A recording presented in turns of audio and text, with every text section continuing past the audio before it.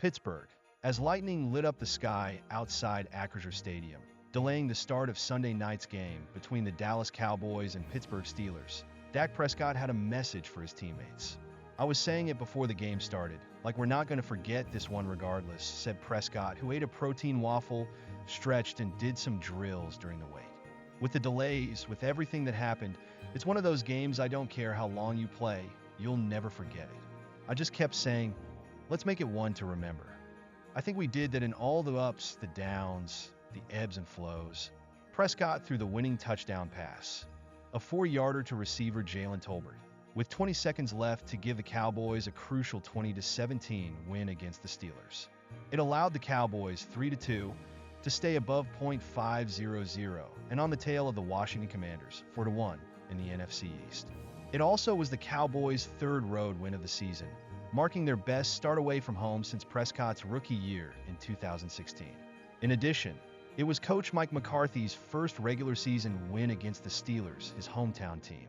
While McCarthy holds the trump card with a win in Super Bowl 45 against the Steelers as coach of the Green Bay Packers, the Steelers were the only team he had coached against multiple times and had not beaten 0-4. The 4 games were settled by 1, 7, 3, and 5 points.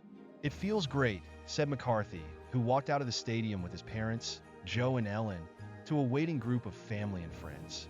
"It's the first time I've been part of a victory here. But, and I do mean this, at the end of the day, this is about the players. This is a players' game. I'm blessed to be a part of the NFL for as long as I've been. I have tremendous respect for this organization, but, yeah, this game is about the players. These guys poured it out there. Both sides." After the victory, McCarthy received the game ball from the players. He said it was the first he has received in his career. "That's a guy that, I know how I feel about him," Prescott said. "Love him. Great head coach. He's very, very proud to be from Pittsburgh.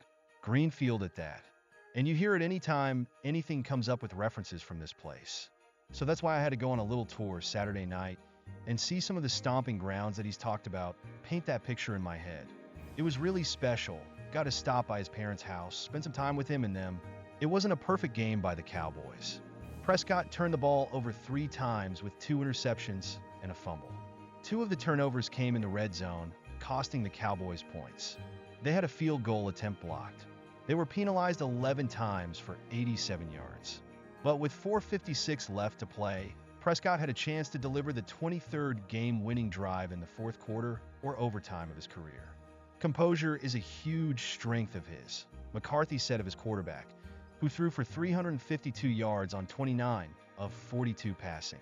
"He's the same man every day. The way he works, the way he competes, he doesn't blink. He doesn't dwell on mistakes." Prescott completed 5 of 7 passes for 46 yards on the winning drive. He ran for 3 yards and most importantly recovered a fumble at the 4-yard line. After the Steelers called a timeout with 26 seconds left, McCarthy changed the personnel group and formation so Prescott would have added protection. Tolbert, starting for an injured Brandon Cooks, made his way across the field with Deshaun Elliott on his hip, but managed to get across the goal line for Prescott's pass with 20 seconds left. "I love being in that. We practice it a lot," Prescott said.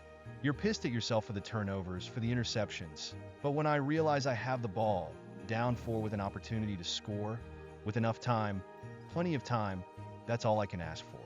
The Cowboys entered the game without Cooks and defensive ends Micah Parsons, high ankle, and DeMarcus Lawrence, foot, and lost their top draft picks to knee injuries in the first half, left tackle Tyler Guyton and defensive end Marshawn Kneeland. Guyton's absence moved guard Tyler Smith to tackle. When Zach Martin had to leave because of cramping, the Cowboys had Brock Hoffman, Cooper Beebe, and TJ Bass as their 3 interior offensive linemen. On defense, the Cowboys were preparing linebackers to play defensive end and had practice squad elevation Amani Oruwariye started cornerback. "I just think," McCarthy said, "the resiliency of our football team was on display tonight.